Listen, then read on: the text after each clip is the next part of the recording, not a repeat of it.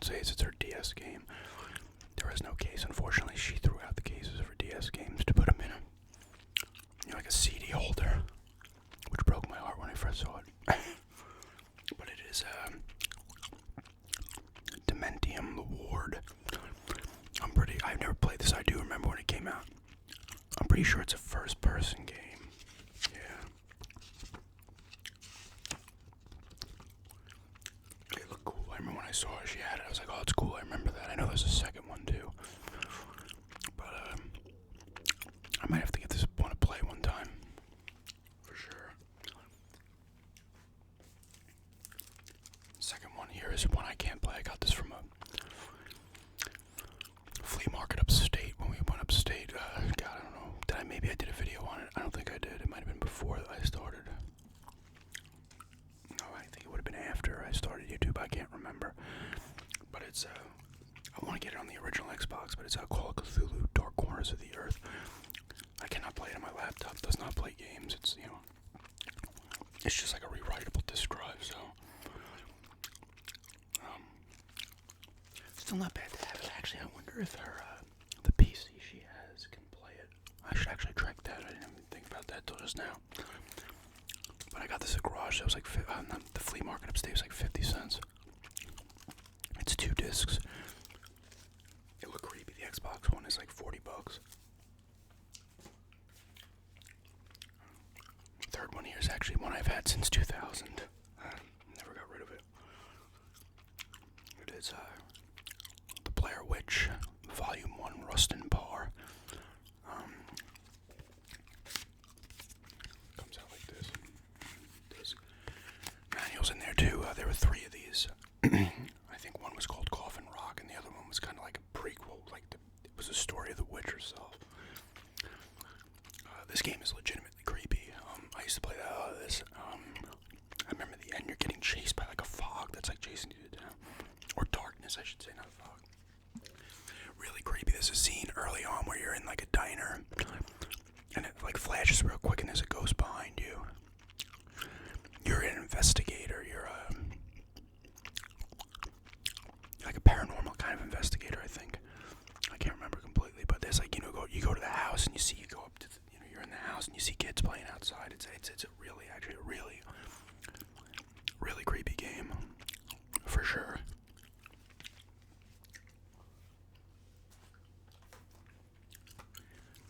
Next one here is for the Vita. It is Deathmark. I've done,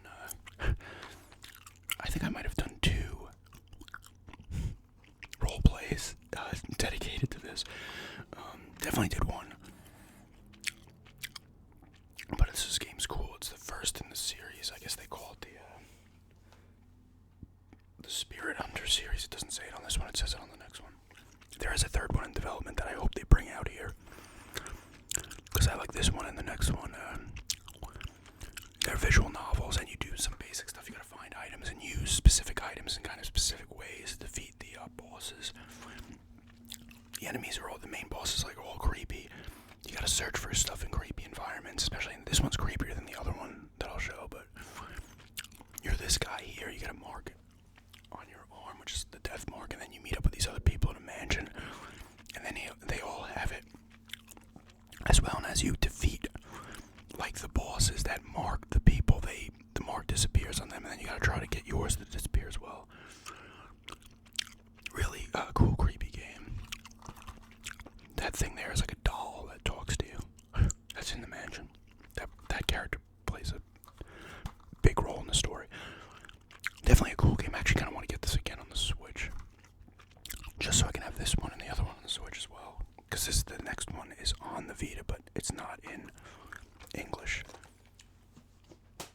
Cool game though. If you're into the visual novel type games, pick it up. And the second one is NG. I was pumped to see the Switch had this, and it was all in English, like it was a regular release over here. I was really pleased with that, because this is one I was looking at in Play Asia, and I'm like, I'm not going to understand it, it's too much. I'm trying to learn, to read Japanese and kanji and stuff, but this is a cool one too. I don't like it as much as Deathmark. It's not as creepy. It is a little bit different as well. You can You play as this kid. This person here is, I think, the first boss. But there's a few other people you use as well, and you can bring them with you. This one here, I think he's in a coma now, this kid. And her and this girl here. You can bring different people into the areas with you if you want, and some of them like can do certain things, so you have to go back at them, and you can do it. Still a creepy game, but not as creepy. But it's still cool. You're doing the same thing. You gotta find different things, and you can kind of hear, if you see on the back, this bottom shot, you can agree or disagree at certain points. I don't know if that plays into the story at all, but your niece gets grabbed by like this ghost thing, and you gotta do the stuff in time. It's cool though. I can't wait. I really hope the third one comes out here when it's done. Now I'm gonna go to the bulk of it, which is the Xbox One stuff. Let me do it this way. The next three I'm gonna show are all games that some of you guys got me from my wish list. So once again, thank you to the people that got them. The first one's The Evil Within 2. I did a gameplay on this one. Really liked this game. I actually downloaded the first Evil Within. It was like $4. I haven't started it yet. I did try it on the 360 and got annoyed. I wanted to try it again though. This game's really cool. I forget the guy's name. Sebastian Castellanos. You go back into the what is the thing called? You go back into this machine. It's like an Animus type machine. It takes you to this, what's it called? Union, the city. It's like a fake city they put people in. And shit's gone down there, and you gotta go in there to get you, like, grabbed your daughter. You think your daughter died in a fire in the beginning, but she didn't. And you gotta get her out of there. It's creepy. And the gameplay's fun. You got some cool looking enemies and bosses. In this one, you can, I'm pretty sure you can, I can't, it's been a little while, but you can, I'm pretty sure you can make ammo and stuff, but you can find, you find components and stuff, you can make different things. Different amount of weapons. There are like a couple of various side missions you can do. It's like not open world, but the areas you're in, especially the first one, is open. You can run around.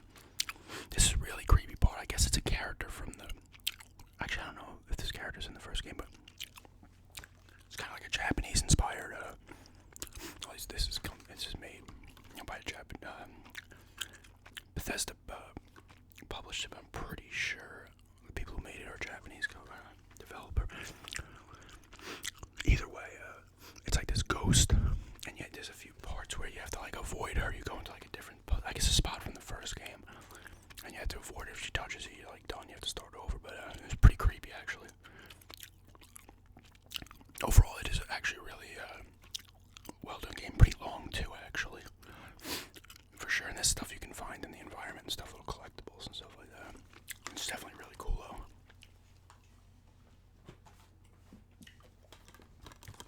Call of Cthulhu.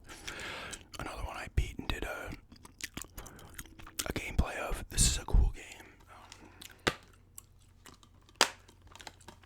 Obviously, it's Cthulhu inspired by the name, but you don't do like, there's almost no combat in this. There's just a little bit.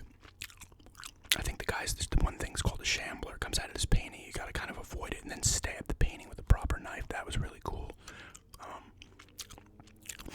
It looks pretty good, for sure. Has a kind of a Bioshocky look to it, for sure. And you can, kind of do different things based on how, like, I learned all the Cthulhu languages, so, like, you can get different endings at the end. I think I got the one where, like, there's a cult and then Cthulhu actually comes back. But it's actually a pretty unique horror game. I actually kind of like. You're a detective, too, so you do, like, you kind of, like, kind of go back, if there is a vision or whatever, and you can kind of, like, try to piece together things from, like, various kind of crime scenes or whatever, murder scenes. It's definitely really cool. I checked this out, too. It's fairly cheap.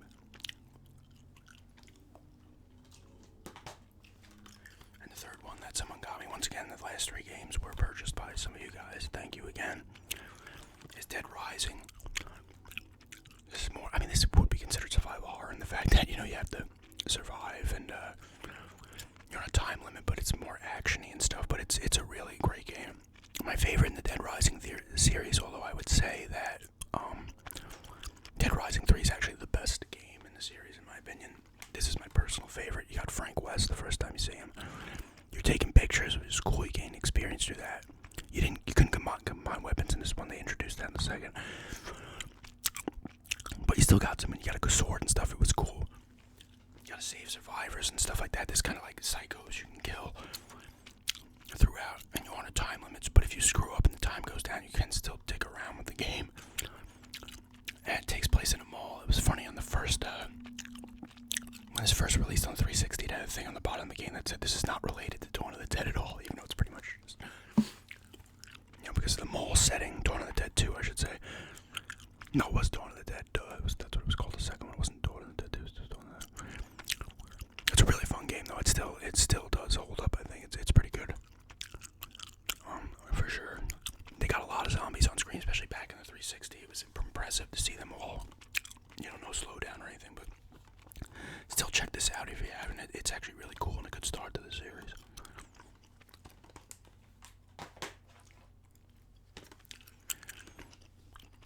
The next two are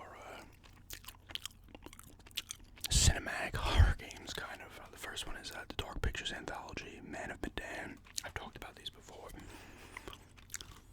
It's the kid who plays Iceman and Lamplighter and The Boys. Sean Ashmore, that's his name. He's also in Quantum Break. Ashmore. You get 5 people, you gotta make choices. You can play by yourself, or you can play online with people.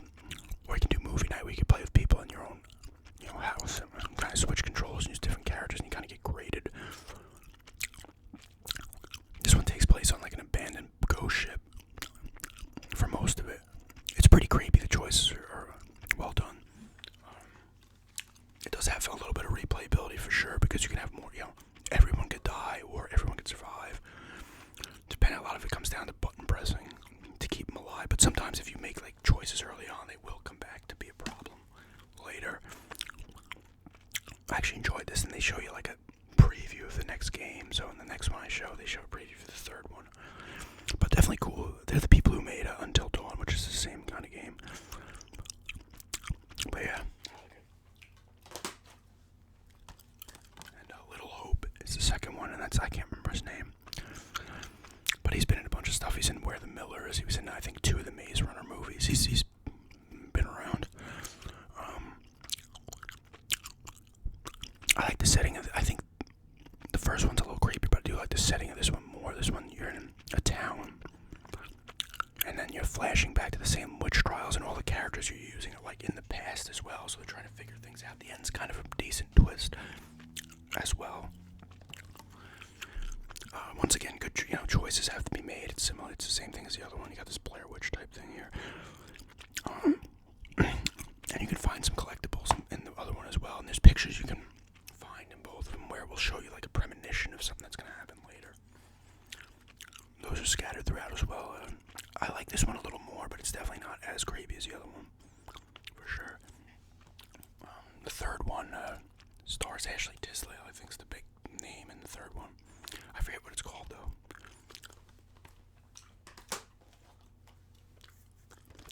Here's another Cthulhu-inspired one. The Sinking City. This is more of an action horror game. I haven't played much of it yet. It's a big kind of open world you can explore.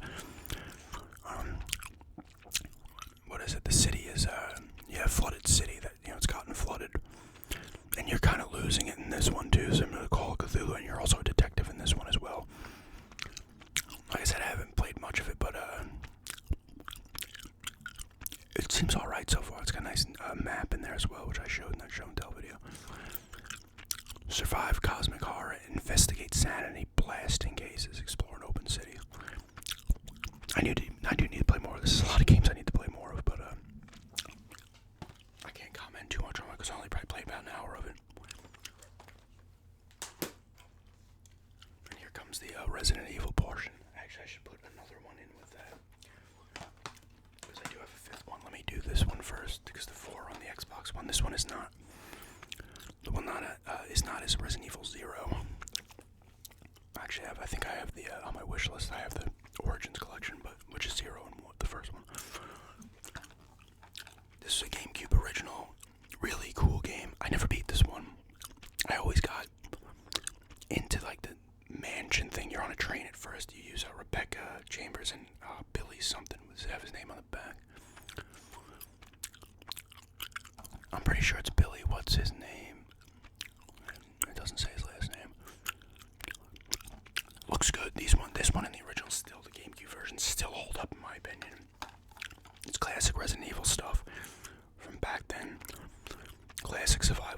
stuff. You do switch between both, so if you leave a person in another room and go something else, they can get attacked, the other person, while you're not using them. But it was pretty well done, for sure. And like I said, you're finding keys and items and herbs and everything else, ammunition, and you got the crazy looking enemies and stuff. But this is the prequel to the original. But definitely cool stuff. This I got in a garage sale. I think I did a video on that when I got the GameCube and some games. And here is Resident Evil 2, the remake. Awesome game. I was thinking about doing a top 5 Xbox One game. My Xbox One top 5. This would probably be in there because this is awesome remake for sure. Like, sorry, it's shaking. I'll put my elbows down on the thing here. Use Leon or Claire, so it's got replayability right there. It looks really good. You can move and shoot in these ones now, which wasn't introduced until, God, was it 6? Actually, it was Revelations, I think. Resident Evil Revelations was the first one. It was on the DS originally. I think it was the first one to move and shoot. Thankfully, they do that now, although it's in first person now. Really cool. Looks good. It's the classic Resident Evil. You're in the precinct for a lot of it. Claire has a little bit of different, but you also go into the underground facility as well. And you're on the streets briefly, like very briefly. Like I said, you can use them both. And Claire's, their campaigns are a good amount different, so it's nice. It has a completely different area in Claire's. At one point, you're in like the orphanage. And there's a couple of rooms in the precinct. I'm pretty sure you can only access with one or the other person. So you've seen a couple different rooms and stuff. Oh, what's his name that chases you? Is it Mr. X? What do they call him? He chases you in this one. It's not the Nemesis that chases you in 3. Like I said, it looks really good. Like, this is a legit remake. This is what I want to see when they're remaking games, not a slightly up-res version of a game, like just a ground-up remake, so it's fresh again. Really good. I really enjoyed the hell out of this. I mean, I played it like 3 times in a row. Once as Leon, then as Claire, and I think then as Leon again. Really good, though. And here's the Resident Evil 3 remake, which I have not completed yet. Not as faithful, because 2 is like a straight-up remake. It looks better and stuff, and they did different things, but this is like a completely different, this is more of a straight like action, almost like a cinematic action. Like, this game starts off pretty intense. You're Jill Valentine here. I know she looks different than she normally does. I don't have an issue with that. And Carlos is the other guy here. I'm pretty sure you use him as well. There's the Nemesis chases you. He doesn't stay stars though in this one. When he comes out, you gotta like pretty much run from him. You can't damage him enough to where he won't annoy you briefly, but you pretty much have to run from him. You're still finding stuff and whatnot, and you gotta do the random stuff, but it's just a different flow for sure than the original version. Absolutely. I heard it's short too, which is a little disappointing, but what are you gonna do? I'm still enjoying it, not nearly as much as 2, but I am enjoying it. Like I said, it starts off like real hot, like you gotta get in a car. Nemesis is on there, you speed the car off, it crushes him. Like, it really starts off hot, and then you gotta go from there, I like it, but it's definitely not as good as 2. I found out. I was watching an ASMR Gaming News thing that they're redoing 4. I thought I heard about it in the past, too, but and he was saying something like they changed development teams or something, but it's still being made. I'm waiting for the Code Veronica remake, to be honest with you, but 4 should be sick as well. Like I said, I haven't used Carlos yet. The voice acting's actually pretty good from both of them in this one. There's other people in there that you'll remember as well. But, it's definitely cool, you're doing the same stuff. Gotta manage your inventory and shit, because then you have to put stuff in your little save chest and stuff like that. And then you're like, oh shit, I needed that item, you gotta run back. But yeah, it's cool, but not as good as 2 for sure. Resident Evil Revelations 2, I have played the first one as well. I might pick it up again at some point. I played it on the 360. That one's on a boat. You use Jill in that one. I think you might use Chris in that one as well. This one's actually really creepy, I thought, at least. And this one was released in installments.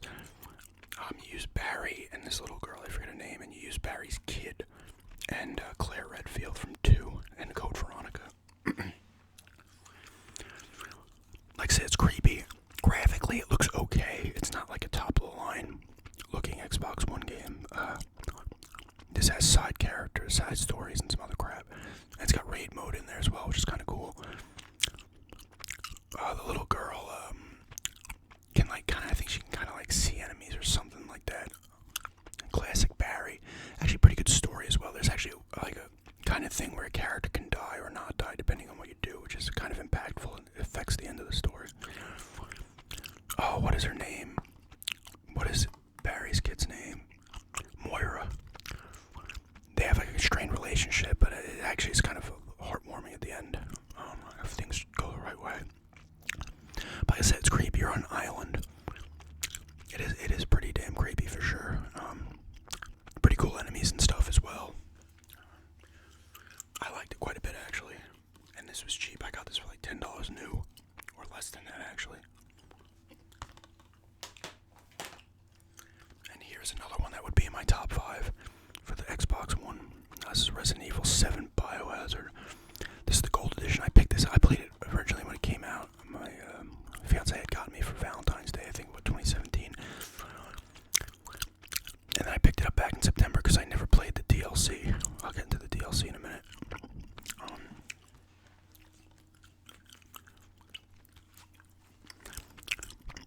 This game is awesome. It's in first person. It looks great. This was the first, like, legitimately creepy, dread-filled Resident Evil for myself. That's obviously a personal opinion. Everybody's gonna have different opinions and what freaks them out or what doesn't. For me, always like the atmosphere of the older ones, but it didn't have the creepy, like, oh god, dread factor. This one had it for me. The Baker family's kind of been taken over by, I forget the girl's name. Is it Evelyn? Does it say on here? And they get mutated and stuff, and you kind of feel for them too, because there's a part where you play Ethan Thomas, I believe his name is. The new Resident Evil looks sick too. It's a shame I heard the one, like voice actress and motion actress actually died recently of colon cancer. That was sad to hear, but that game looks awesome. But you do a lot of, you're searching for stuff. You gotta find keys and stuff, but it's intense. The enemies are cool.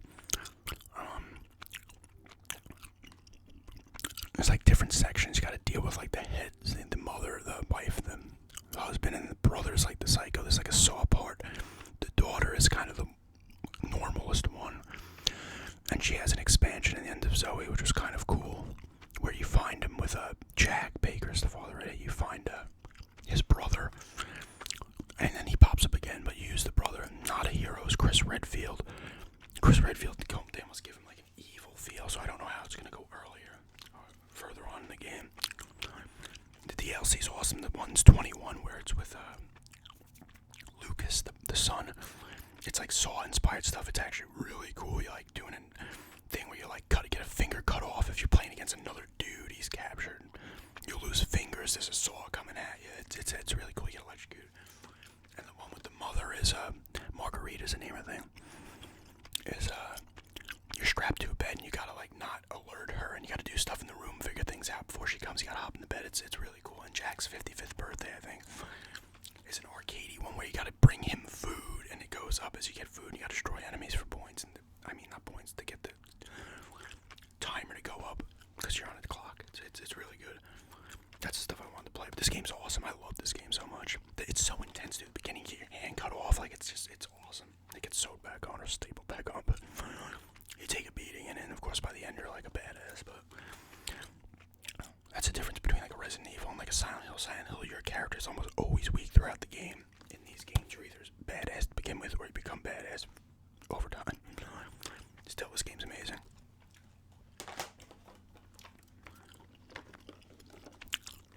And the end of the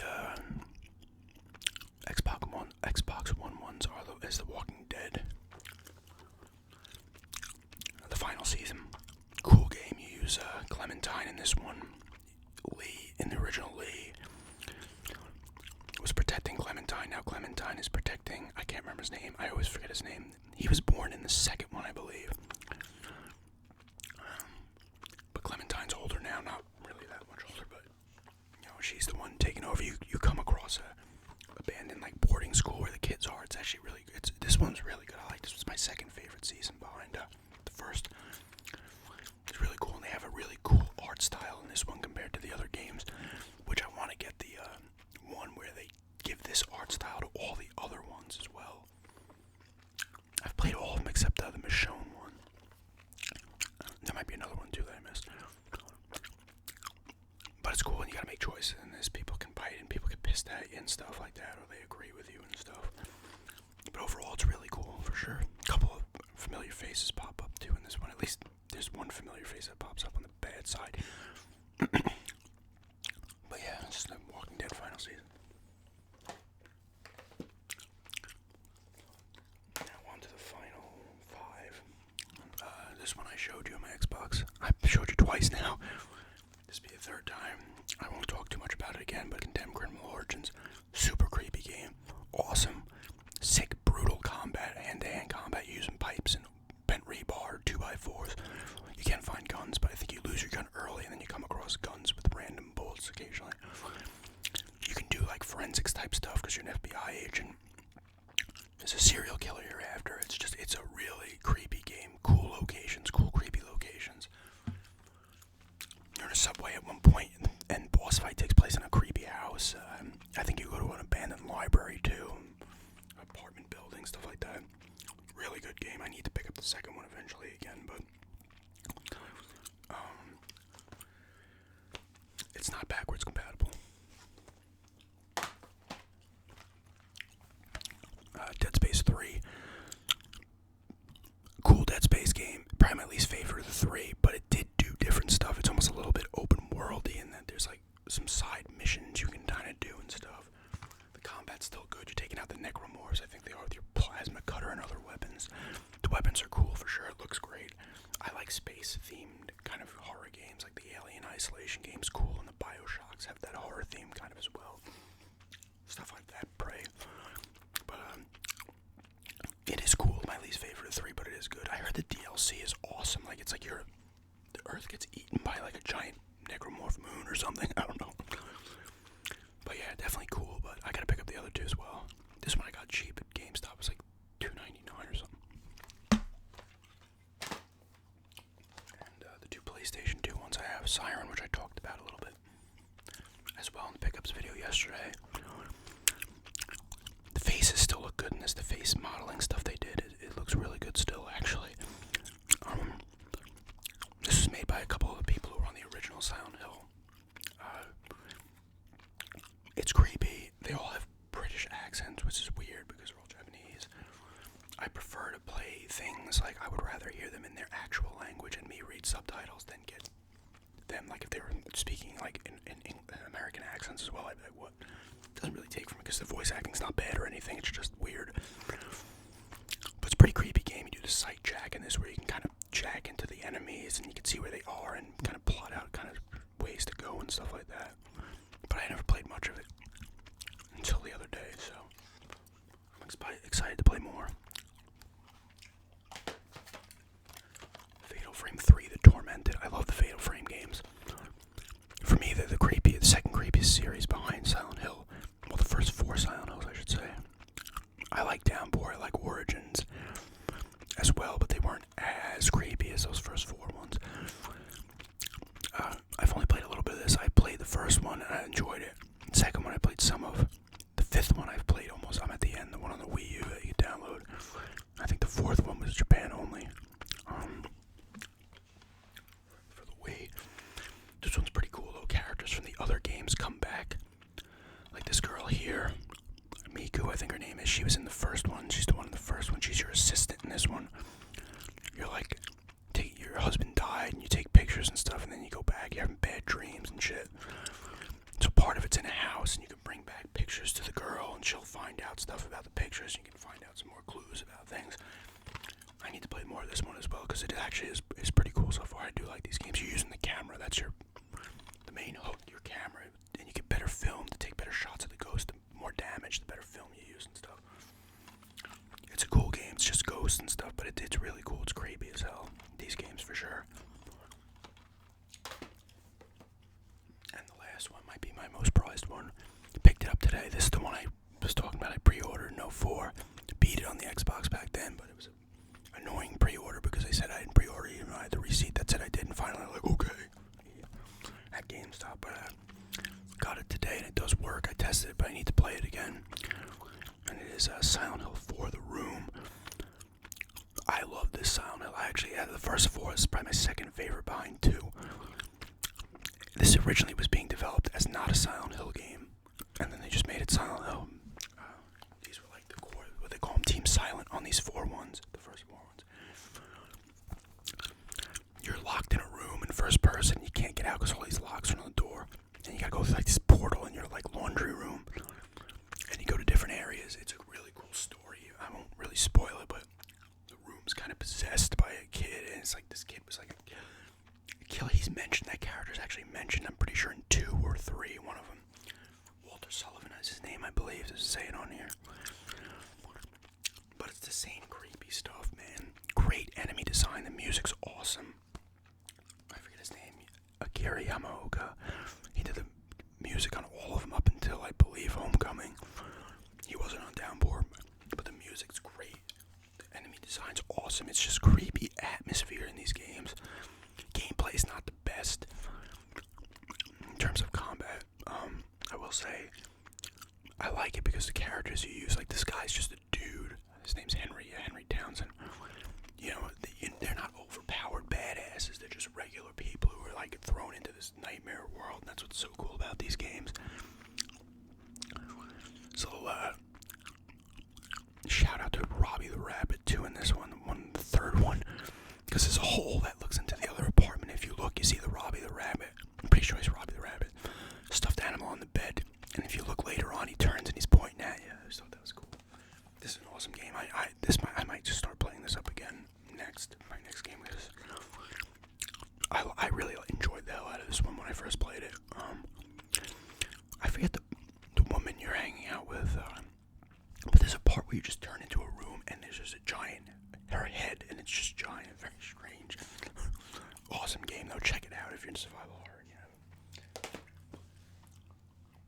But yeah, that is my survival horror collection game. This ended up being a pretty long video, but my favorite genre, like I said, I threw some on my wish list. If anybody has any desire to look at that, if you don't, that's fine too. But I will be picking up more stuff myself as well, for sure. But yeah, thanks for checking this out, and have a good night.